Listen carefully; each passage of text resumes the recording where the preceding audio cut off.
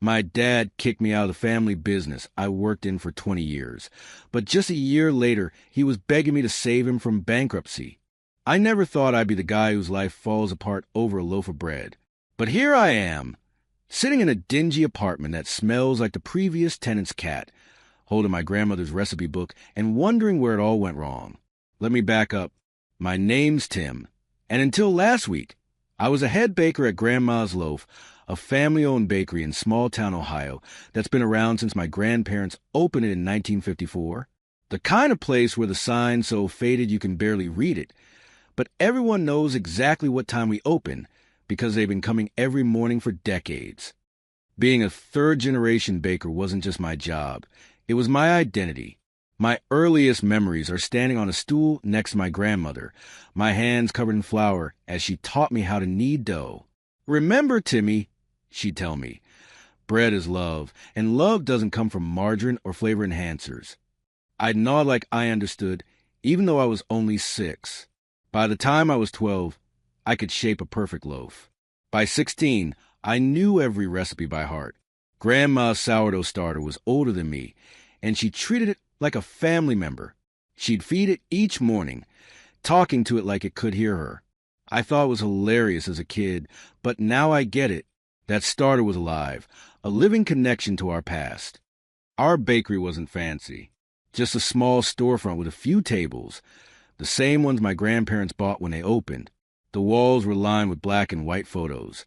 Grandma winning the county fair in '59, Grandpa proudly standing next to their first oven, my dad as a teenager decorating Christmas cookies. Our customers weren't looking for Instagram-worthy pastries or gluten-free options. They wanted Grandma's cinnamon bread that tasted exactly like it did when they were kids. Mrs. Peterson, who's been coming every Thursday since before I was born, always said our bread tasted like memories. That might sound cheesy, but in our little corner of Millfield, Ohio, that meant something. Everything changed when Grandpa died last year. Dad inherited the bakery, which would have been fine if he hadn't also inherited his inability to say no to my sister Kate. She just graduated from some fancy business school in Chicago and came swooping back to our quaint little town, her words, dripping with condescension, with her husband Ted in tow. Have you ever met someone who's not technically doing anything wrong, but still makes you want to throw flour in their face? That's Ted, always in a crisp button-down shirt with his hair styled like he's about to anchor the evening news. The kind of guy who calls himself an entrepreneur, but has never actually built anything. The first week Kate and Ted were back, they just observed. I'd catch them whispering in corners, making notes on their tablets. I knew something was coming, but I figured Dad would have my back. After all, I'd been running the day-to-day operations for the past 5 years while he focused on the books. Then came the family meeting. That changed everything. Kate unveiled her modernization plan with a PowerPoint presentation. PowerPoint in a bakery. That should have been my first clue we were doomed. "The market is changing," she explained, clicking through slides of graphs and pie charts. "Consumers want consistency and affordability. We need to streamline." By streamline, she meant switching to cheaper flour, pre-made mixes, and I still can't believe this part, artificial flavor enhancers to maintain the nostalgic taste profile while reducing costs. I looked at Dad, waiting for him to shut this down. Instead, he nodded along like Kate was revealing the secret to the universe. "This is basically betraying everything Grandma stood for," I said. "Her recipes are what make this place special." Kate rolled her eyes. "Tim, you're stuck in the 50s. This is business." Ted chimed in with, "The margins on artisanal bread just aren't sustainable in today's economy." I wanted to point out that we've been sustainable for over 70 years, but Dad was already nodding along. I realized then that I'd lost before the fight even started. Still, I couldn't just roll over. The next morning, I came in early, 4 a.m., same as always, and made a batch of Grandma's signature sourdough using her original recipe. When Kate arrived at 9, I was already outside, handing out free slices to anyone walking by. "Try the real Grandma's loaf," I told them. "Made with love, not chemicals." Kate's face turned the color of our tomato focaccia. She dragged me inside by my apron, not my finest moment, having my sister haul me in like a misbehaving puppy while Mrs. Miller from the post office watched. "What the hell do you think you're doing?" she hissed. "Reminding people what real bread tastes like before you turn this place into a factory." Dad came out from the office, looking tired in that way parents do when they don't want to pick sides. "Tim, we have to try Kate's approach. The bakery isn't doing as well as you think. So we compromise on quality? Grandma would never." "Grandma isn't here anymore," Kate cut in, "and her recipes are technically Dad's property now." That's when Dad dropped the bomb. "Tim, we're going with Kate's plan. Either get on board or—" He couldn't even finish the sentence. I took off my apron, the one Grandma embroidered my name on when I turned 18, and placed it on the counter. "If we're not making real bread anymore, then you don't need a real baker." I walked out thinking they'd call me back. They didn't. 3 generations of bakers. Ended because Ted thought artificial flavors had better margins. I drove around for hours, eventually ending up at Lily's Diner, where I stress-ate a grilled cheese that wasn't nearly as good as the ones I make with my sourdough. I thought about calling Liz, my fiancée, but decided to surprise her instead. Maybe she could talk some sense into me, or at least into my family. Liz and I had been together for 4 years. She worked at the local bank and had been pushing me to consider moving to Columbus, where there are actual opportunities. I always resisted, saying the bakery was my future. Guess that argument was moot now. When I got to Liz's apartment, I used my key and headed straight for the kitchen, thinking I'd bake something to calm my nerves. Stress baking is my therapy. I heard Liz in the bedroom, on the phone. I was about to call out when I caught the edge of her conversation. "I don't know, Rachel. It's not like I don't love Tim, but this bakery thing was already getting old. I want a house in the suburbs, vacations to places that require passports. Not some guy whose biggest achievement is perfecting his grandmother's bread recipe." I stood there, flowers still under my fingernails, listening to the woman I was going to marry reduce my life's passion to a punchline. "He's sweet, but let's be real. I can't marry a small-town baker with no ambition, especially now that he might not even have a bakery." Wait, what? How did she know? I hadn't told her about the blow-up yet. "Kate texted me," she continued. "Said Tim walked out after making a scene. So typical. He always chooses principles over practicality." I must have made a noise because Liz suddenly appeared in the hallway, phone still in hand. Her eyes went wide. "I need to call you back," she told Rachel, then looked at me with that expression people get when they're calculating exactly how much you heard and how they can spin it. "Tim, I didn't expect you until later. Listen, about Kate." "I heard enough," I said, surprised at myself at how calm I sounded. "You think I'm a failure." "I didn't say failure," she backpedaled. "Just limited, and now with the bakery situation." The bakery situation is that my sister wants to replace decades of tradition with artificial junk, and my dad won't stand up to her. And apparently my fiancé thinks my life's work is a joke. Liz's expression hardened. "Your life's work is bread, Tim. It's flour and water. You act like you're preserving ancient artwork or curing diseases." "It's not just bread," I said, but even as the words left my mouth, I knew she'd never understand. To Liz, a job was something you tolerated to pay for the things you actually wanted. To me, baking was the thing I wanted. The conversation spiraled from there. All the frustrations we'd both been bottling up came pouring out. Liz wanted a partner with potential. I wanted someone who respected what I did. 2 hours later, I was driving away with my engagement ring in my pocket and the realization that I'd lost my bakery and my fiancé in the same day. I had enough savings to cover a few months' rent. So I found the cheapest apartment I could, a studio above Mitchell's Hardware that smelled vaguely of cat despite the landlord's insistence no pets had ever lived there. I moved in with just my clothes, my baking tools, and the one thing I grabbed from the bakery before leaving, Grandma's handwritten recipe book. That first night in the apartment was rock bottom, the kind of lonely that feels physical, like your ribs are caving in. I sat on my second-hand mattress, no frame yet, that seemed like a luxury, and opened Grandma's recipe book, needing some connection to a time when things made sense. The book fell open to her basic white bread recipe, the cornerstone of everything we made. In the margin, in her perfect penmanship, she'd written a note I'd never noticed before. Timmy, bake with your soul, and the world will return your love. I ran my fingers over her handwriting, remembering how her hands looked, always slightly dusted with flour, nails cut practical and short, a simple gold wedding band that never came off, not even for kneading. Hands that had mixed thousands of loaves, hands that had taught mine. Sitting there in that sad little apartment with my grandmother's words staring back at me, I did something I hadn't done since her funeral. I cried, not dignified movie hero tears that roll attractively down one cheek, but ugly, heaving sobs that echoed off the bare walls. I thought I'd lost everything. My heritage, my future, the woman I loved. All I had left was a book of recipes. I no longer had an oven to bake in.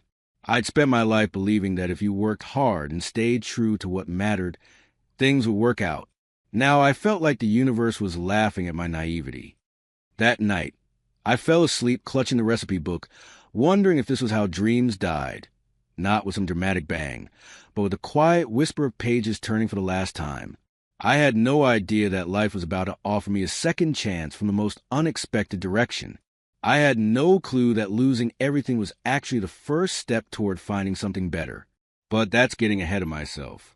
That night, I believed bread was all I had left. I was wrong. But I wouldn't know that until the next day, when everything changed again. Finding a job when your only skill is making artisanal bread turns out to be harder than you'd think. After a week of hearing, we'll keep your application on file. Translation, not a chance. I landed a position as a night janitor at Value Mart, the supermarket on the edge of town. Talk about a fall from grace. One day I was crafting sourdough that people drove 30 miles to buy. The next I was mopping up spilled soda under fluorescent lights, while today's top 40 blared through speakers that somehow always sounded like they were underwater.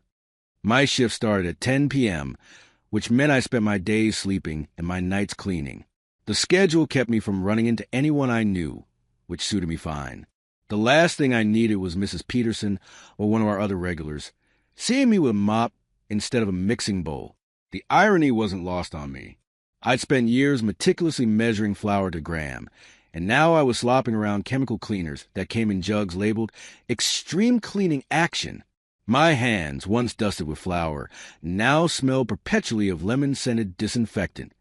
2 weeks into my new career, I was walking home at dawn when I noticed something strange. The little blue house across from my apartment building was dark, except for a small light on the front porch. An elderly woman sat in a rocking chair, reading by the light of what looked like a camping lantern. I'd seen her around, hard not to in a neighborhood this small, but we'd never spoken. She must have felt me watching because she looked up and waved like we were old friends. "Power's out," she called over. "Third time this month." I don't know what made me cross the street.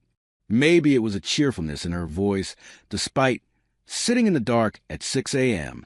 Maybe it was just that she was the first person who'd spoken to me without pity in their eyes. "Need any help?" I offered, instantly wondering what help I could possibly provide. "Unless you've got magical power-restoring abilities, I'm afraid we're at the mercy of the electric company," she replied with a laugh that sounded like it belonged to someone half her age. Up close, I could see she was older than I'd thought, late 70s or early 80s, but her eyes were bright and alert, taking me in with curiosity. "You're the new tenant from across the street, aren't you?" The young man who moved in above Mitchell's Hardware. "That's me," I nodded. "Tim Baker." She tilted her head slightly. "Baker? Any relation to Grandma's Loaf Bakery downtown?" I was surprised she'd made the connection. "Yeah, that's my family's place." Or was, until recently. I knew it. The Baker family has been making bread in this town since forever. I used to stop by every week before my arthritis made walking downtown difficult. She looked at me more carefully. "So, what brings you to this side of town? Thought all you bakers lived near the shop." "Change of circumstances," I said vaguely. "I work at Value Mart now. Night shift. Well, I'm Ellen Sawyer. Most folks call me Ms. Ellen. She gestured to her dark house. I'd invite you in for coffee, but without electricity, I could take a look at your fuse box. I heard myself say, my grandfather taught me a few things about wiring. Miss Ellen's face lit up like I'd offered her the moon. Would you? It's in the basement, and these old knees don't navigate stairs like they used to. I followed her into the house, using my phone as a flashlight. The interior was like stepping back in time. Floral wallpaper, furniture that looked straight out an I Love Lucy episode, and framed photos of people in 1950s clothing. Even in the dim light, I could tell everything was immaculately maintained. Not a speck of dust anywhere. The fuse box was ancient but straightforward. One of the switches had tripped. I flipped it back, and the house hummed back to life. My hero, Ms. Ellen declared as the lights came on. You must let me thank you properly. How about some tea? Or coffee, if you prefer. I should have declined. I was exhausted from my shift, and all I wanted was to collapse on my mattress. But there was something about this woman's kitchen.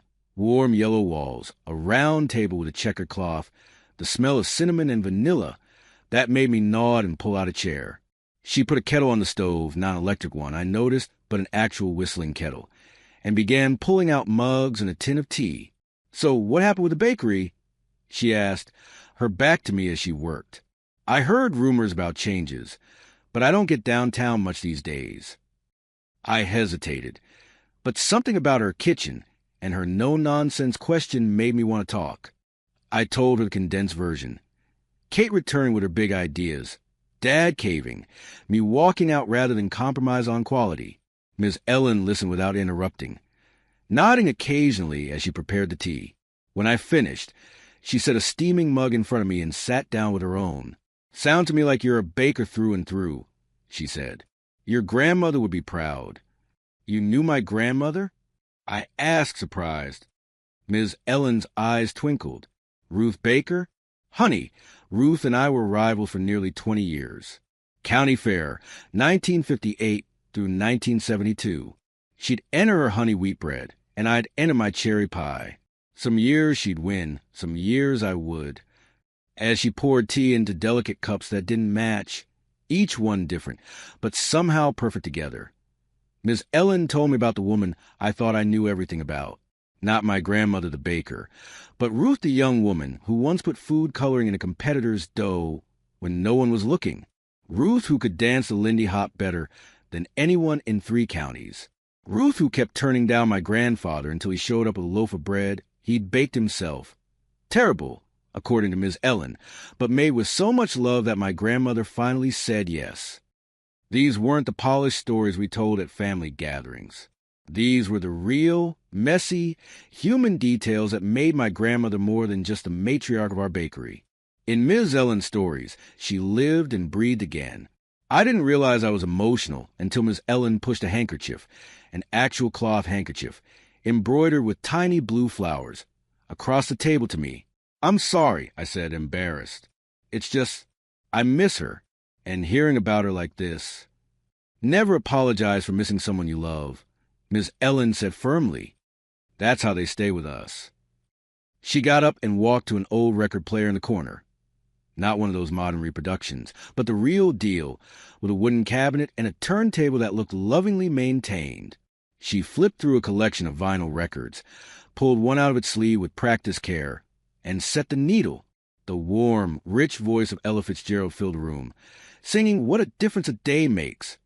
The sound quality wasn't perfect. There were pops and crackles, but somehow that made it better, more authentic. Music is like pie, Tim, Miss Ellen said, settling back into her chair. You have to listen with your heart, not just your ears. Same way you taste with your soul, not just your tongue. She must have seen my confusion, because she laughed. That probably sounds like the ramblings of an old woman, but your grandmother understood. She always said her bread was a hug you could taste, and my pies were memories served with fork. The sun was fully up now, streaming through lace curtains and catching dust motes and golden beams. In that light, I could see photos on a wall I hadn't noticed before, among them a black and white snapshot of 2 young women arm in arm, laughing at the camera. One was unmistakably my grandmother. The other with the same bright eyes I was looking at now, was Ms. Ellen. "I have something to show you," she said, following my gaze to the photos. She disappeared into another room and returned with a photo album bound in faded red leather. She set it on the table and opened it carefully. Inside were page after page of county fair photos. My grandmother and Ms. Ellen, sometimes competing, sometimes standing together with ribbons, always smiling. Their dresses changed with the decades. Hairstyles shifted from 50s waves to 60s bouffants to 70s layers, but the friendship in their faces remained constant. "We were quite the pair," Ms. Ellen said softly. "Everyone thought we'd be enemies because we were always competing. But Ruth understood what I knew, that making food with love isn't about winning. It's about feeding souls." I flipped through the album, seeing my family history from a new angle. There was my grandfather, tall and handsome in his army uniform. My dad as a gangly teenager, looking so much like me it was startling. And my grandmother, not the gray-haired woman who taught me to bake, but a vibrant young woman with a mischievous smile and flower on her apron. "What happened?" I asked. "I mean, I don't remember you visiting the bakery when I was growing up." Ms. Ellen's smile faded slightly. "Life, I suppose. My Harold got sick in the 80s. I spent more time at home caring for him. Then your grandparents moved further from town. We still saw each other, but less often. Then Harold passed, and a few years later, your grandfather. By the time Ruth left us, well, we were both older, our spry days behind us." She took a sip of her tea, then looked at me with sudden intensity. "I've been watching you, you know. Coming home at sunrise in that Value Mart uniform. That's not who you are, Tim Baker." I felt defensive. It's who I am now. The bakery is gone. At least, it's not mine anymore. So, Ruth wouldn't let a little thing like losing a building stop her from being a baker. "It wasn't just a building," I admitted. "My fiancée left me too." "Good riddance," Miss Ellen said with such conviction that I nearly choked on my tea. "Any woman who leaves when things get hard isn't worth your sourdough starter." That startled a laugh out of me, my first real laugh in weeks. "Harold and I had a dream once," she continued, her voice softer. "We were going to open a cafe. Not just any cafe, a place that felt like stepping back into 1955. Good music, better pie, and the best conversation. We bought an old storage building on Elm Street. Harold had started renovating it when his heart gave out. "I'm sorry," I said, meaning it. "I still own that building," she continued as if I hadn't spoken. "Been paying property taxes on it for 30 years. Sometimes I go there and imagine what it might have been." The record ended, the needle lifting automatically with a mechanical precision that spoke of regular maintenance. In the silence that followed, Miss Ellen fixed me with those bright eyes. "You've lost your bread, Tim. I lost my pies a long time ago. Maybe together we could bring them back into the world." The idea was so unexpected that I didn't know how to respond.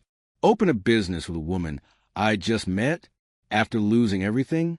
"I can't," I said finally. "I just can't right now." Instead of looking disappointed, Miss Ellen nodded like she'd expected this answer. She stood and walked to a drawer in the kitchen, pulled out a folded piece of paper, and returned to the table. "My cherry pie won the county fair 5 years running," she said, placing the paper in my hands. "This recipe is older than both of us put together. Try it, just once. Make one pie, and you'll remember who you are." The paper was yellowed at the edges, the handwriting elegant but faded. I should have given it back. Should have thanked her for the tea and the stories and gone back to my apartment to sleep before another night of mopping. Instead, I found myself carefully folding the recipe and putting it in my pocket. There was something about Ms. Ellen, something that smelled like vanilla and hope, that made it impossible to say no. "One pie," I agreed. She smiled like I'd given her a gift. One pie is all it takes sometimes. Walking back to my apartment in the morning sunlight, I kept my hand in my pocket, fingers brushing against the edges of Miss Ellen's recipe. The paper felt warm, though that was probably just my imagination. I climbed the stairs of my apartment, exhausted after night shift, but with a strange buzzing in my veins that wasn't just the caffeine from Miss Ellen's tea. I pulled out the recipe and set it on my kitchen counter. Calling the two-burner stove and mini refrigerator a kitchen was generous, and stared at it. Cherry pie, so different from bread, and yet the basics were the same. Flour, fat, liquid. Heat, transformation. I collapsed onto my bed, planning to sleep until my next shift, but my mind kept wandering back to that recipe. I had the day off tomorrow. Maybe I could actually try making that pie. As I drifted into sleep, I dreamed of my grandmother and Miss Ellen, young women laughing at a county fair, surrounded by the smell of fresh bread and cherry pie. I had no idea that piece of paper would change my life completely. That first pie was a disaster. Despite my years of baking experience, it turns out bread and pastry are distant cousins at best. I forgot to chill the butter, overworked the dough, and ended up with a crust that could have doubled as a frisbee. The filling wasn't bad, but it soaked through the bottom, creating what can only be described as cherry soup in a sad, tough bowl. I took a picture and texted it to the number Ms. Ellen had scribbled on the back of the recipe. 10 minutes later, I was standing on her porch, pie of shame in hand, wondering why I'd thought this was a good idea. "Well," she said, examining my creation with the critical eye of a county fair judge, "at least you tried." She cut into it anyway, the knife meeting more resistance than pie should ever offer. After a brave bite, she nodded thoughtfully. "The filling has potential. The crust has determination." I couldn't help but laugh. That's a nice way of saying it's terrible. Pie crust is temperamental. Bread is forgiving. You can knead it, shape it, it bounces back. Pastry needs a gentle touch. She pushed my disaster aside. "Come back tomorrow morning. We'll try again." And that's how I found myself at Miss Ellen's kitchen table at 8 a.m. the next day, my hands coated in flour, as she explained the secrets of pie crust. It became a routine. I'd finish my night shift at Value Mart, go home to shower off the smell of industrial cleaner, then head to Miss Ellen's, where she'd already have coffee brewing and ingredients laid out. Cold butter, she instructed on day 2. Always cold. And don't overwork it. Pastry isn't bread. It doesn't want to be kneaded into submission. By day 5, I could make a decent crust. By day 10, Miss Ellen declared my cherry pie almost worthy of a blue ribbon. Our mornings followed a pattern. She put on a record, always something from the 50s or early 60s, Sinatra or Fitzgerald or Dean Martin, and we'd bake while she told stories about my grandmother that made me see her in a whole new light. "Your grandma once put cayenne pepper in Mabel Wilson's apple pie filling right before judging," she told me one morning as we rolled out dough. Mabel had stolen Ruth's special cinnamon blend a year before. She chuckled. The judges' faces turned so red, but no one could prove a thing. My grandmother? I couldn't imagine the proper, dignified woman I'd known doing something so mischievous. "Oh, honey, Ruth Baker was the most competitive woman in 3 counties. Ms. Ellen said. But she was also the first to help if anyone needed it. When my Harold was sick, she brought bread to our house every day for a month. Said no one should have to worry about food when they're worried about someone they love. These stories were like finding missing puzzle pieces to a picture I thought was complete. With each one, my grandmother became more real to me. Not just a matriarch who taught me to bake, but a full person with flaws and quirks and a wicked sense of humor. As the days passed, my pie skills improved, and Miss Ellen started teaching me her other specialties. Apple pie with a lattice top, pecan pie with bourbon vanilla, blueberry pie with a hint of lemon. "A pie without love is just filling and crust," she would say, watching me work. "You can follow a recipe perfectly and still make a mediocre pie if your heart's not in it." 2 weeks into our morning sessions, I was becoming comfortable in Miss Ellen's kitchen. I'd started bringing groceries to restock her pantry. She insisted on paying me back, but I forget to take the money and fixing small things around her house. A loose cabinet hinge here, a squeaky door there. It felt good to be useful again. One morning, I arrived to find Miss Ellen's driveway occupied by a sleek blue Prius with Ohio plates. A visitor was unusual in all our mornings together. It had always been just us. Miss Ellen opened the door before I could knock, her face bright with excitement. Perfect timing. Come meet my granddaughter. I followed her into the kitchen where a woman about my age sat at the table, a laptop open in front of her. She looked up, and I immediately noticed her eyes. The same bright, intelligent eyes as Miss Ellen, though hers were framed by stylish glasses with tortoiseshell frames. Her dark hair was pulled back in a casual ponytail, and she wore simple silver earrings shaped like vintage record albums. "Sarah, this is Tim, the baker I've been telling you about. Tim, my granddaughter, Sarah." Sarah's smile was warm and genuine. "So you're the pie apprentice. Grandma talks about you like you're the second coming of Julia Child." I felt my face flush. "I'm just trying not to burn her kitchen down." "He's being modest," Miss Ellen said, patting my arm. "He's got the touch. Took him a while to stop treating pastry like bread dough, but now he's getting there." Sarah closed her laptop and stood up. "Grandma says you're saving her recipes from extinction." "I wouldn't go that far," I said, suddenly aware that I was still in my Value Mart uniform, smelling faintly of floor cleaner despite my shower. "Your grandmother is the real talent. I'm just learning." Sarah looked me over, her gaze both curious and appraising. A professional baker working as a janitor. That's quite a career change. I was surprised Ms. Ellen had shared that part of my story. "It's temporary, I hope." "Sarah's a graphic designer in Columbus," Ms. Ellen said proudly. "She makes those fancy websites and logos and such." "Just freelance work," Sarah said with a modest shrug. "I drive down every few weeks to check on Grandma, make sure she's not planning any international heists or skydiving adventures." That was one time. Ms. Ellen protested with a twinkle in her eye, and the skydiving place wouldn't take my reservation when they found out my age. Sarah rolled her eyes good-naturedly. "See what I'm dealing with?"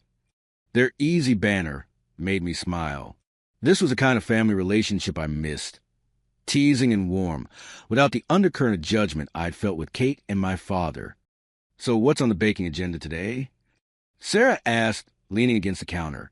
"Peach pie," Ms. Ellen answered. "Georgia peaches just came in season.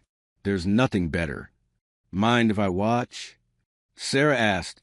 "I've got some work to do, but I'm curious about this pie Renaissance Grandma's been raving about." And so our usual morning routine included a spectator. I was hyper-aware of Sarah's presence as I worked, trying not to make rookie mistakes with her watching. But as the morning progressed, her occasional questions and genuine interest made me relax. She took photos as we worked, the pie at various stages, Ms. Ellen demonstrating how to crimp the edges, my hands dusted with flour. When the finished pie came out of the oven, golden and bubbling with peach juice, she insisted on a photo session.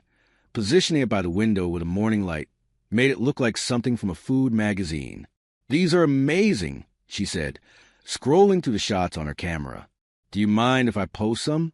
I've been documenting traditional American crafts for a personal project. Who will want to see pictures of my pies?" I asked. Sarah looked at me like I was speaking a foreign language. "Are you kidding? Authenticity is huge right now. Everyone's tired of mass-produced everything. They're craving real food made by real people." I shrugged, uncomfortable with the idea, but not wanting to seem difficult. "Sure, I guess." 3 days later, Sarah texted me a link. She'd posted a series of photos with the hashtag Ellen's Pies, not just the peach pie, but others she'd taken that day. Miss Ellen and me laughing over a failed lattice, the vintage kitchen with morning light streaming in, close-ups of my hands working the dough. The post had thousands of likes and comments like, "Where can I get this?" And "This is the America I miss, and these pies look like my childhood memories taste." I showed Miss Ellen, who just nodded knowingly. "Told you, people are hungry for more than just food. They're hungry for connection to something real." Sarah started joining our baking sessions whenever she visited, which became more frequent. Every weekend instead of every few weeks. She'd sit at the kitchen table with her laptop, working on freelance projects while occasionally looking up to ask questions or take photos. I found myself looking forward to weekends more than I should have. I told myself it was just nice having someone my own age around, someone who understood social media and pop culture references that went over Ms. Ellen's head. But I knew it was more than that. There was something about Sarah, Her quiet focus when she worked, the way she unconsciously pushed her glasses up at the back of her wrist when her hands were full, how her face lit up when she tasted particularly good pie, that made my chest feel tight in a way it hadn't since before Liz. One Saturday morning in late May, after we'd been doing this routine for about a month, Miss Ellen made an announcement. "I want to show you both something," she said as we finished cleaning up after making a strawberry rhubarb pie. "Tim, you drive. My old eyes don't do so well in bright sunlight anymore." 20 minutes later, we pulled up in front of a single-story brick building on Elm Street, just off the downtown area. It had clearly once been a commercial space, but was now shuttered, with brown paper covering the windows and a faded for lease sign that looked like it had been there for years. "This is it," Miss Ellen said, a note of reverence in her voice. "Harold's place." She pulled an ancient key from her purse, and after some jiggling and a firm shoulder against the door, we were inside. The space was large and open, with high ceilings and a concrete floor. Dust motes danced in the sunlight, streaming to the papered windows. Along one wall were half-finished wooden booths, the kind you'd see in a 1950s diner. In the center of the room sat a partially disassembled vintage jukebox, covered in a plastic tarp yellow with age. "Harold was in the middle of renovating when he passed," Miss Ellen explained, running her hand lovingly over one of the booth tables. "He'd found all these pieces at auctions and salvage yards, was going to bring the 50s back to Millfield." I walked around the space, seeing past the dust and abandonment to what it could be. Red vinyl booth seats, chrome-edged tables, a counter with swiveling stools, the jukebox restored and playing Chuck Berry and Buddy Holly. The wiring and plumbing were all updated right before Harold got sick. Ms. Ellen continued. "The building inspector said it was up to code, just need some cosmetic work and fixtures." Sarah was taking pictures, her expression thoughtful. "Grandma, why did you keep paying taxes on this place all these years if you weren't going to use it?" "Couldn't bear to let it go," Ms. Ellen said simply. "It was Harold's dream." She turned to me, her eyes suddenly intense. "But it could be your dream too, Tim. You've lost your bakery. I never got my pie shop. But together..." I felt a rush of conflicting emotions. Fear. I just lost everything trying to preserve my family's baking legacy. Excitement. A place of my own, no Kate or Ted to tell me how to do things. Doubt. Who opens a retro cafe in 2025? I don't know, Ms. Ellen. Starting a business takes money, experience, a business plan. I have the building, she said. Paid for, free and clear. And you have the talent. Sarah had been quiet, but now she spoke up. I could help with the branding and social media. Those pie photos already have a following. We could build on that. I looked at her, surprised. "We." She shrugged, but her eyes were excited. "I work remotely anyway. Been thinking about moving back closer to Grandma. Columbus is getting too expensive, and my apartment building just got sold to developers." The casual way she inserted herself into this pipe dream should have alarmed me. Instead, I felt a surge of hope. Maybe this wasn't completely crazy. Over the next few weeks, our morning sessions expanded. We still baked, but now we also planned. Sarah created mood boards for the cafe, color schemes, logo drafts, even a mock-up of a menu design to look like a 45 record. I researched equipment costs, health department requirements, and estimated foot traffic in the area. Ms. Ellen just watched us with a knowing smile, occasionally offering suggestions or stories about popular dishes from the 50s. "People think the 50s was all bland food," she said one morning as we debated menu items. "But that's not true. It was comfort food, yes, but with real ingredients. Meatloaf, that didn't come from a box. Mac and cheese made with actual cheese, not powder. And pies, so many pies."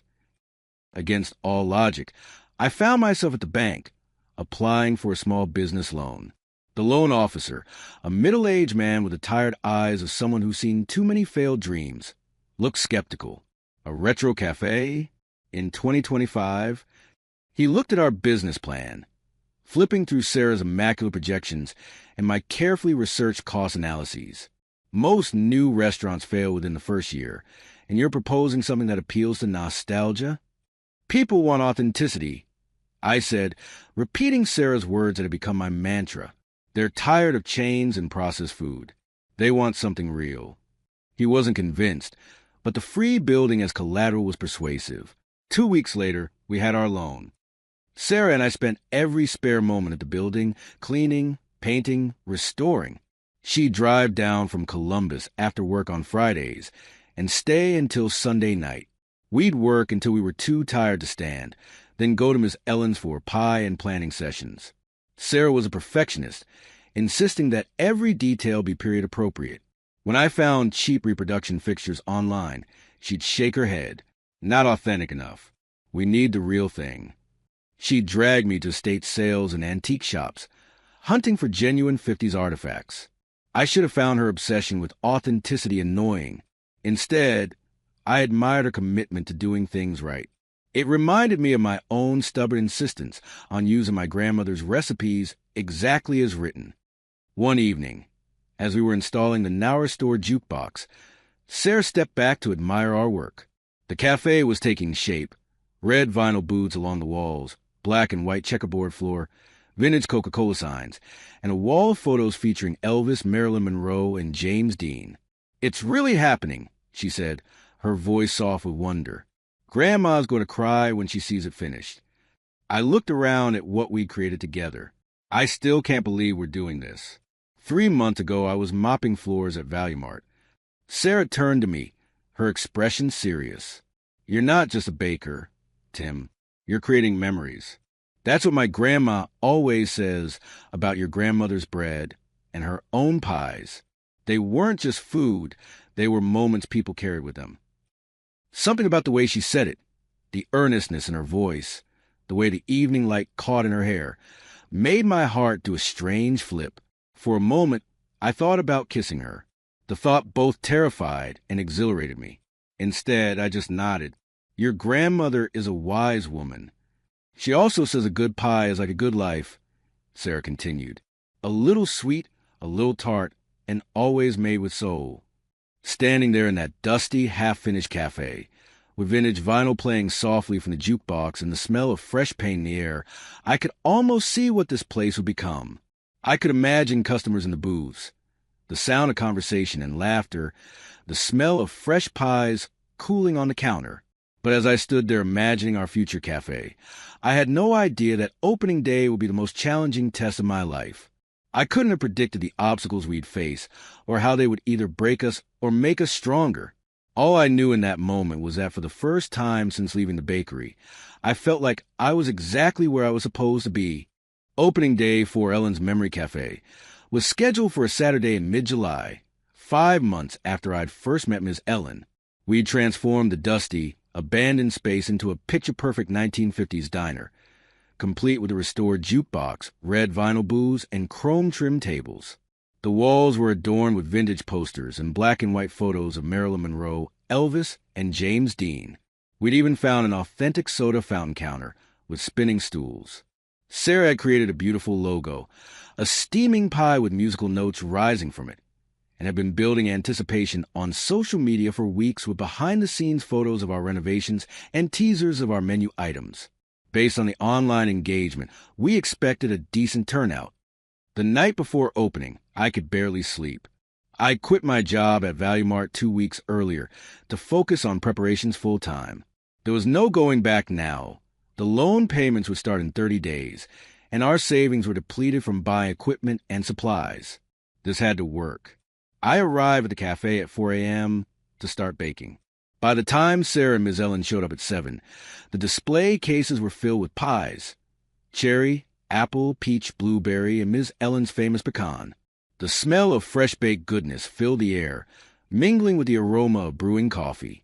"It's perfect," Ms. Ellen said, tears in her eyes as she took it all in. "Harold will be so proud." We officially opened the doors at 9 a.m.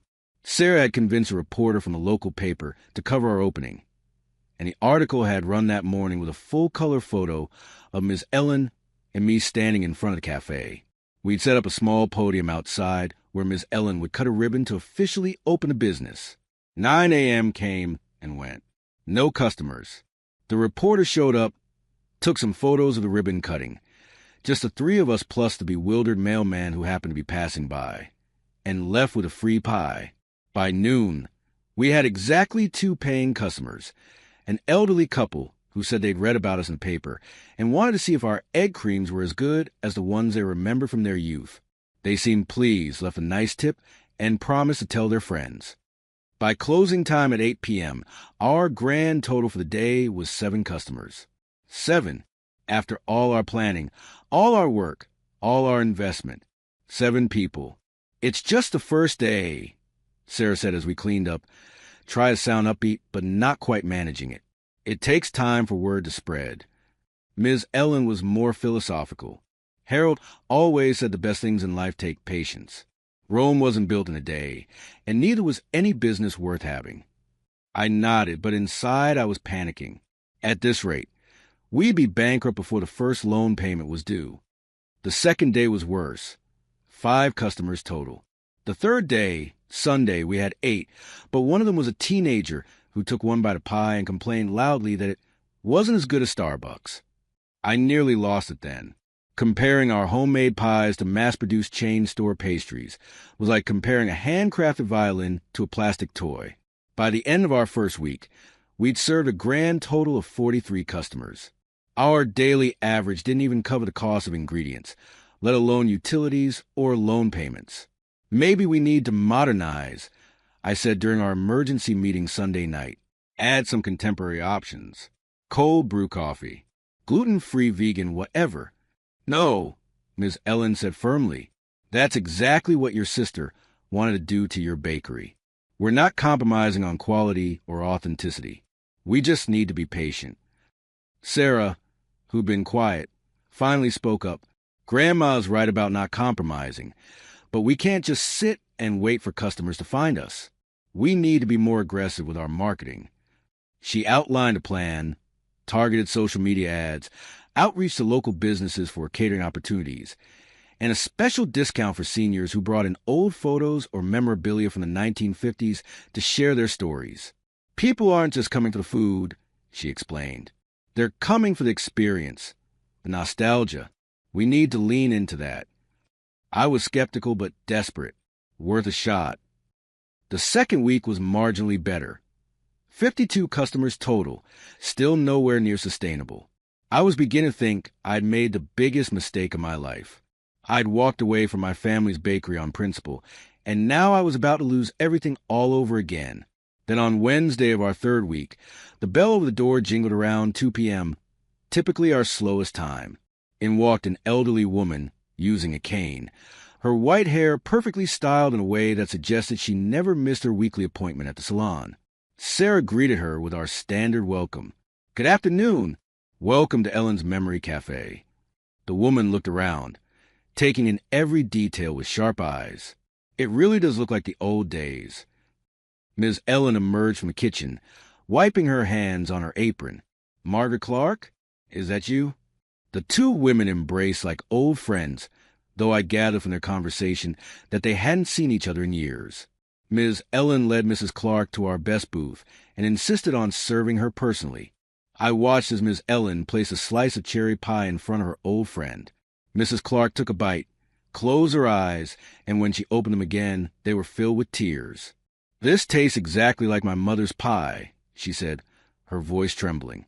I haven't had cherry pie this good since 1958. For the next hour, the 2 women reminisced, their voices rising and falling with laughter and nostalgia. Before she left, Mrs. Clark insisted on paying for her pie. Friends don't take charity from friends, and promised to return the next day with surprise.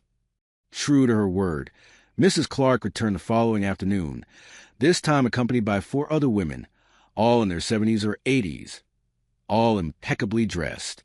They took over our largest booth, ordered pie and coffee, and spent 3 hours sharing stories and memories triggered by both the food and the cafe's decor.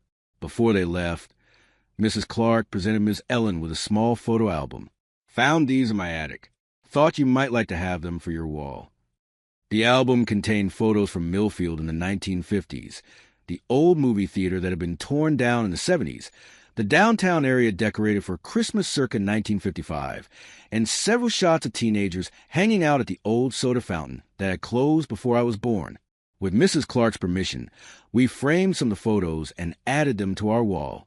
Sarah took pictures of the additions and posted them on our social media accounts with the caption, "Every photo has a story. Come share yours at Ellen's Memory Cafe." The post got more attention than anything we'd shared before. Comments poured in from people reminiscing about old Millfield, asking if certain buildings were still standing, wondering if we had photos of specific locations. Mrs. Clark's group, self-dubbed the Thursday Club, began coming regularly each week. They bring old photos, yearbooks, even vintage clothing and accessories to show each other. Other customers would often drift over to listen to their stories, fascinated by these first-hand accounts of life in the 1950s. Gradually, our customer base began to grow. Word spread that Ellen's wasn't just a place to eat pie, but a place to connect with the past. People started bringing their elderly parents or grandparents, who would light up at the familiar decor and music. Those visits often ended with promises to return with family photos or memorabilia to share. Sarah had the brilliant idea to start Memory Mondays, where customers who brought in photos or items from the 1950s would get a free coffee with their pie. The photos would be scanned with permission and added to a growing digital archive that played on a small screen near the register.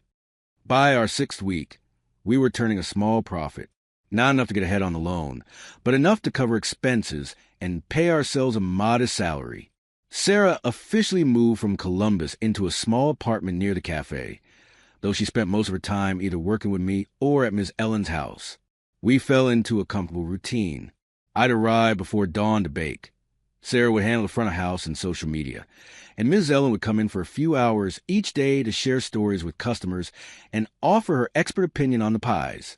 We'd close at 8, clean up together, and often end up at Ms. Ellen's kitchen table, planning for the next day over what else? Pie and coffee. I found myself looking forward to those evening planning sessions more than anything. The way Sarah would lean over the table, gesturing excitedly as she outlined a new promotion idea. The way she'd unconsciously tuck her hair behind her ear when she was concentrating. The way she'd catch me watching her sometimes and smile a small, private smile that made my heart do ridiculous things in my chest. One Friday evening in late September, after a particularly successful day, we completely sold out of pies by 6 p.m. Sarah and I were closing up alone. Ms. Ellen had left early, claiming fatigue, but winking at me in a way that made me wonder if she had ulterior motives. The cafe was spotless, the register counted, and everything prepped for the morning. We should have left, but neither of us seemed in a hurry. Sarah put a quarter in the jukebox, and the smooth voice of Nat King Cole filled the empty cafe.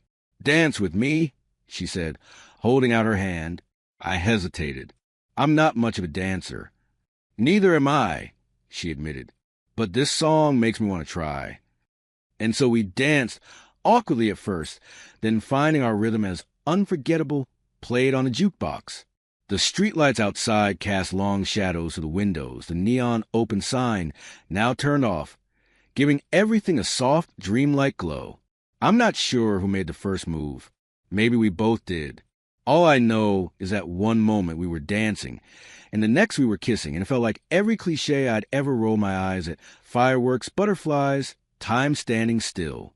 When we finally pulled apart, Sarah smiled up at me. "Took you long enough." I laughed, feeling lighter than I had in years. I didn't want to mess this up. The cafe, your grandmother's trust, this friendship we have.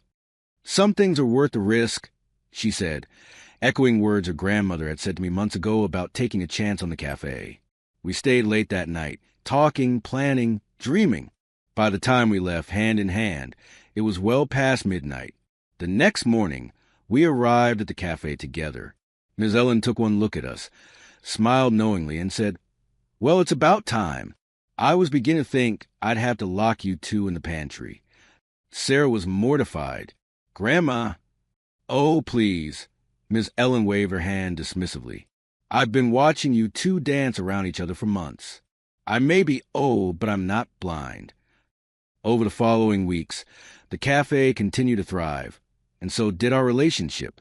Sarah and I worked together seamlessly, anticipating each other's needs, complementing each other's strengths. Where I was cautious, she was bold.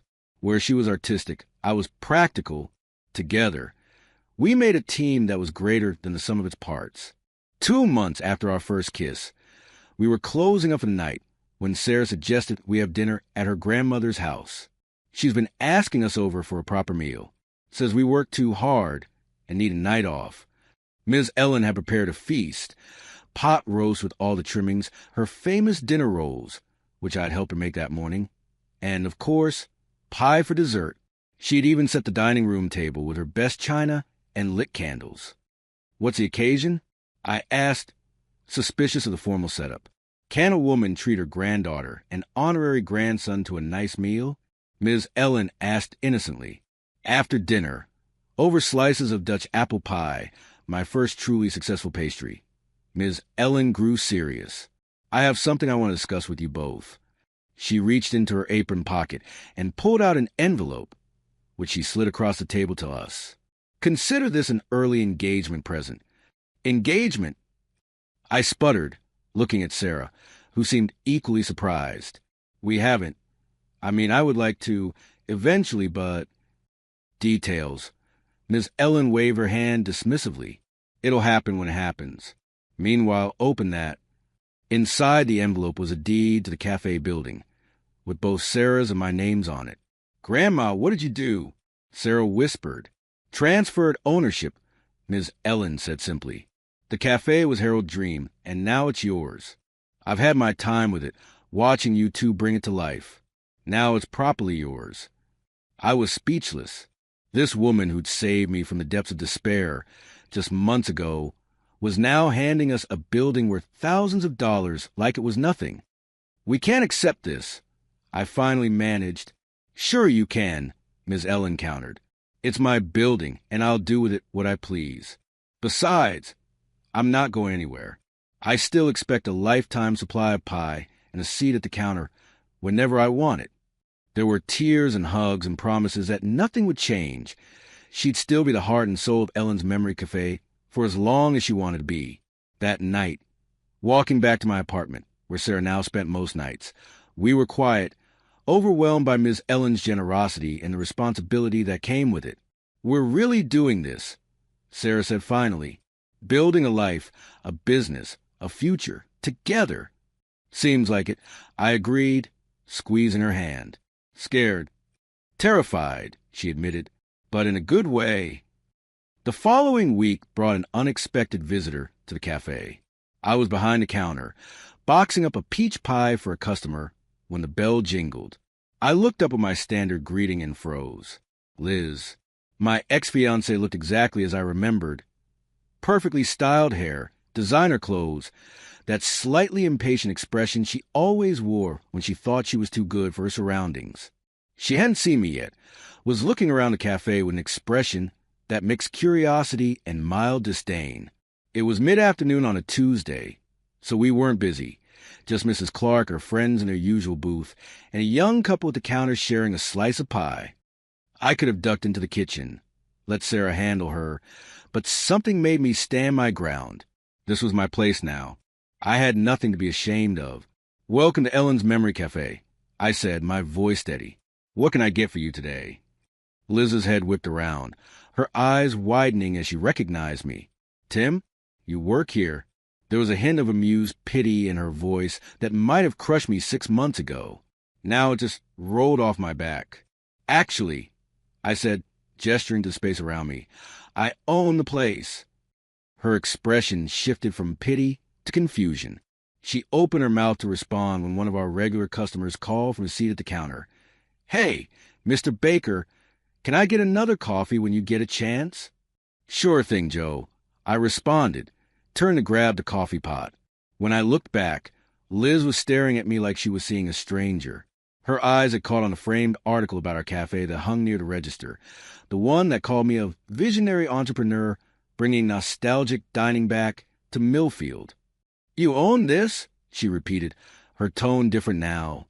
My girlfriend and I do, yes, I said, feeling a strange satisfaction at the word girlfriend as Sarah emerged from the kitchen wiping flour from her hands. "Hi there."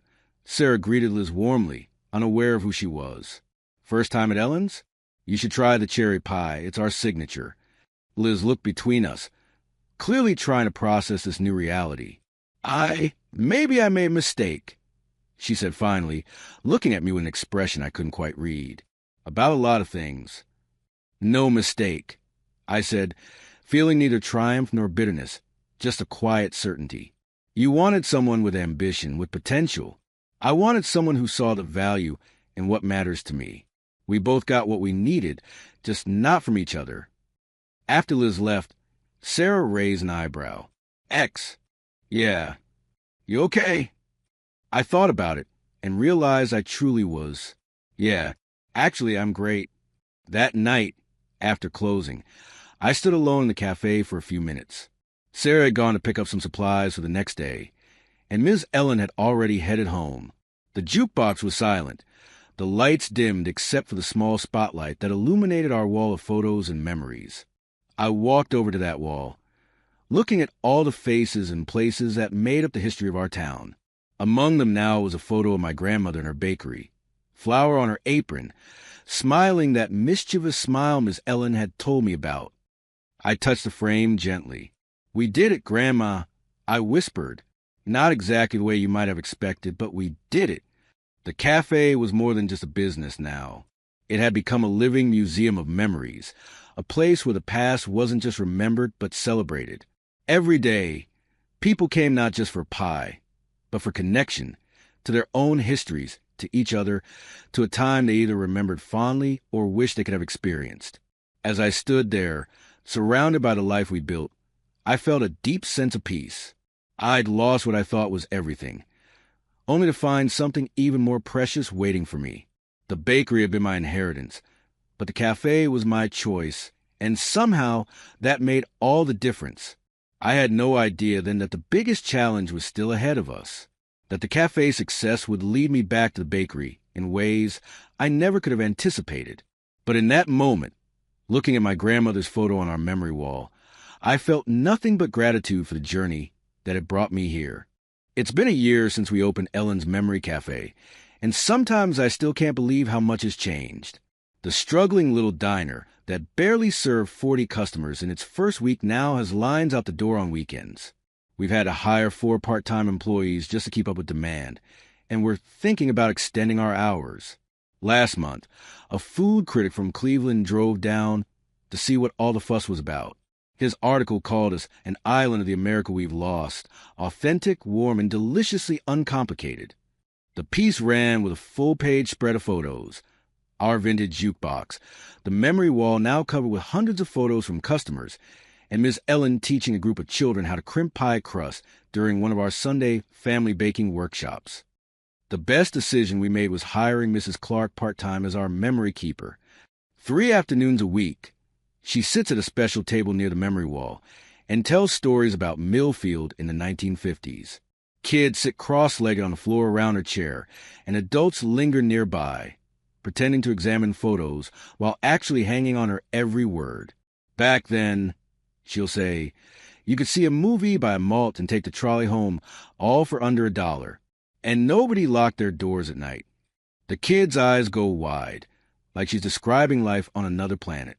Sarah says Mrs. Clark's storytelling is better than any marketing we could pay for. People come for the stories and stay for the pie. Or maybe it's the other way around. Ms. Ellen still comes in most days, though she insists she's just visiting now that Sarah and I are running things. She claims her arthritis makes it hard to bake, but I've noticed she has no trouble rolling out pie crust when she thinks no one's watching. I think she just enjoys seeing us carry on the legacy she and Harold dreamed about. Sarah and I moved in together 3 months ago, a small house just a few blocks from the cafe, close enough to walk to work, but far enough that we can leave work behind at the end of the day. Most of the time. Anyway, when you own a business, it's always with you, like a child that needs constant attention. Our relationship has only gotten stronger through the daily challenges of running the cafe. We've learned when to push and when to give in, when to talk, and when to just hold each other after a particularly difficult day. I was wiping down the counter one Tuesday evening, Looking forward to closing up early since business is always slower midweek when the bell above the door jingled. I looked up with my standard greeting and froze. My father stood in the doorway, looking uncertain and much older than the last time I'd seen him. His hair had gone completely gray, and there were deep lines around his eyes that I didn't remember. "Tim," he said, his voice catching slightly. For a moment, I was transported back to that day in the bakery, when he'd chosen Kate's vision over mine. The hurt rose up fresh and sharp, but then Sarah appeared from the kitchen, sensing my tension. "Can I help you?" she asked the stranger at our door, placing a protective hand on my arm. "This is my father," I told her quietly. Sarah's eyebrows shot up, but she recovered quickly. "Well, Mr. Baker, why don't you have a seat? I'll bring you some coffee and pie on the house." She steered him to a booth while I stood frozen, a jumble of emotions fighting for dominance. Anger, hurt, curiosity, and something else, a small, stubborn flicker of hope. Sarah returned to the counter and whispered, "Do you want me to stay?" I shook my head. "I've got this." I carried a mug of coffee and a slice of apple pie to my father's booth and slid in across from him. For a moment, neither of us spoke. He looked around the cafe, taking in the vintage decor, the memory wall, the few remaining customers enjoying their desserts. "This place is something special," he finally said. "I read about it in the paper. Didn't realize it was yours until I saw your picture. Why are you here, Dad?" I asked, not unkindly, but not willing to dance around whatever had brought him to my door after more than a year's silence. He took a deep breath. "The bakery is in trouble, Tim. Real trouble." He explained that Kate and Ted's modernization had driven away loyal customers while failing to attract new ones. Their low-cost ingredients produced mediocre bread that couldn't compete with chain stores on price or quality. 6 months ago, Ted had convinced Kate to take out a second mortgage on the bakery, to invest in expensive new equipment. 3 months ago, they'd skipped town, leaving my father with mounting debt and dwindling sales. "I tried to make it work," he said, his voice heavy with defeat. "I went back to some of your grandmother's recipes, but—" He gestured helplessly. "I'm not a baker. Not like you." I felt a complicated mix of vindication and sadness. I'd been right about Kate and Ted's approach, but seeing my father so broken brought me no joy. "I'm going to lose it, Tim. The bank's foreclosing next month, unless I can come up with the payments." He paused, staring into his coffee. "I don't expect you to help. Not after how things ended. I wanted you to hear it from me before you saw the for sale sign." I thought of my grandmother, of the generations of bakers who had built that business, of the countless loaves that had nourished our community, of my childhood spent learning to shape dough with flour-dusted hands. What happened to all of Grandma's recipes? I asked. Her notes, her books? Still there, in the safe. Kay wanted to throw them out, but I couldn't do it. I nodded, something stirring in my chest. "I need to think. Can you come back tomorrow?" After he left, I told Sarah everything. She listened without interrupting, her expression thoughtful. "What are you thinking?" she asked when I'd finished. "I don't know. Part of me wants to let it go. It's not my problem anymore, but it's my family's legacy, my grandmother's life work." Sarah took my hands across the table. "You've helped me and Grandma restore her dream. Maybe it's time to restore yours too." That night, we sat at Ms. Ellen's kitchen table, just like we had so many times before. I outlined my father's visit and the bakery situation. Ms. Ellen listened, occasionally nodding, her fingers drumming thoughtfully on her teacup. "What do you want to do?" she asked when I finished. "I want to save it," I admitted, but we'd just gotten a cafe on solid ground. Taking on another struggling business seems crazy. "Life rarely hands us opportunities at convenient times," Ms. Ellen observed. "Your grandmother used to say that baking bread was an act of faith. You combine simple ingredients, add time and heat, and trust that something greater will emerge." The next morning, I met with my father before the cafe opened. I laid out a proposal.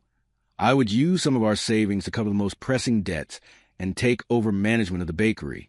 We would go back to my grandmother's recipes exclusively, focusing on quality and tradition. He would retain partial ownership, but step back from day-to-day operations.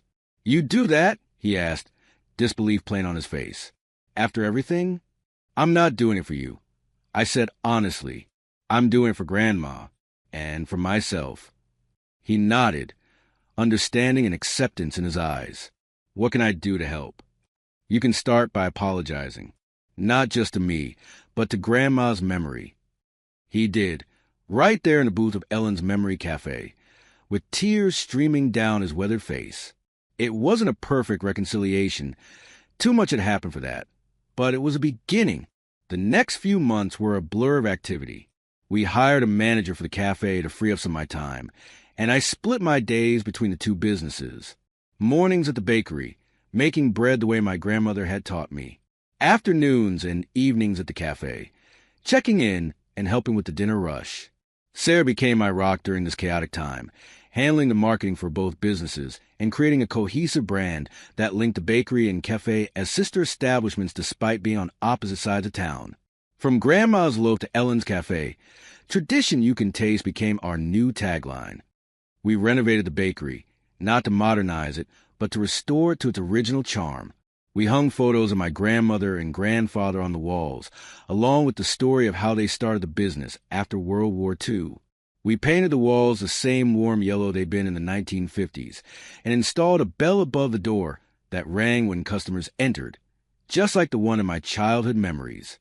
Most importantly, we returned to my grandmother's recipes, with their emphasis on quality ingredients and traditional methods. No shortcuts, no artificial enhancers, no compromises, just honest bread made with care and time. The response was overwhelming. Former customers who had drifted away after Kate's changes returned, bringing friends and family. New customers, drawn by Sarah's social media campaigns linking the bakery to the now popular cafe, came out of curiosity and stayed for quality. Mrs. Clark and her Thursday club became regular fixtures at both establishments, splitting their weekly gatherings between the cafe and the bakery. They brought with them stories about the bakery's early days, many featuring my grandparents, which we added to our growing collection of community memories. 6 months after taking over the bakery, we were not just solvent but profitable. We'd paid off the most pressing debts, and were making steady progress on the rest. My father, true to his word, stayed in a supporting role, handling deliveries and administrative tasks, but leaving the baking to me and the 2 apprentices I'd hired. One evening, as Sarah and I were closing up the bakery after a particularly successful day, we'd sold out everything by 3 p.m. She looked around at what we'd built and smiled. "Your grandmother would be proud," she said, sliding her arm around my waist. "So would Harold," I replied, kissing the top of her head. We placed a framed photo of my grandmother and Miss Ellen from their county fair days on the wall behind the counter, next to a sign that read "Bread made with love. From our family to yours." It had become something of a good luck charm. I touched the frame each morning before starting the day's baking. "I've been thinking," Sarah said, turning to face me. "We should make it official." "What?" "The bakery and cafe partnership? We already have a new branding." "No," she laughed, shaking her head at my obliviousness. "Us, you and me." For a moment, I just stared at her, my brain catching up with her words. "Are you proposing to me?" "Someone had to do it," she teased. "At the rate you were going, we'd be collecting Social Security before you got around to it." I laughed, then sobered, taking her hands in mine. "Are you sure? There's no guarantee either business will last. We could lose everything. Or we could build something amazing together," she countered. "Besides, some things are worth the risk." I recognized her words, the same ones she'd said the night of our first kiss nearly a year ago. The same philosophy that had led us to save the cafe, and now the bakery. "Yes," I said simply, "on one condition." "What's that?" "The jukebox plays at our wedding." Her laughter echoed in the empty bakery, joyful and bright. "Deal." We told Miss Ellen that night over dinner at her house. She cried happy tears, then immediately started planning the menu for our reception. "A wedding needs proper food," she insisted, "and pies instead of cake." "We wouldn't have it any other way," Sarah assured her. On a crisp October morning a year and a half after I'd first met Ms. Ellen, I stood in front of the bakery before opening, taking a moment to appreciate how far we'd come. Across town, the cafe would be humming with breakfast preparations. Both businesses now healthy, both paying tribute to the past while building something new. Ms. Ellen joined me, her cane tapping softly on the sidewalk. "Penny for your thoughts, Baker Boy." I smiled at the nickname she'd given me months ago, just thinking about how different my life was 2 years ago. I thought losing the bakery was the end of everything. Turns out it was just the beginning. "Life's funny that way," she nodded. "Sometimes you have to lose what you think you want to find what you really need." She looked between the two establishments, pride shining in her eyes. "You know, you're not just a baker, Tim, or a cafe owner. You're a keeper of memories. Yours, mine, Ruth's, the whole town's. That's a special kind of magic." The morning sun caught the new signs we'd installed at both locations: a loaf of bread at the bakery, a pie at the cafe, connected by the same font and design. Baker and Ellen's, where tradition lives. I put my arm around Ms. Ellen's shoulders, feeling a wave of gratitude for this woman who had changed my life with a simple cherry pie recipe. I had good teachers. As customers began arriving for their morning bread and coffee, their friendly greetings and easy laughter filling the street, I realized that we created more than just businesses. We created a community, a place where the past was honored and new memories were made every day. Life, as my grandmother used to say, is a lot like bread. Sometimes it falls flat. Sometimes it rises beyond your expectations. But with the right ingredients of love, patience, and a willingness to get your hands dirty, you can always make something worth sharing.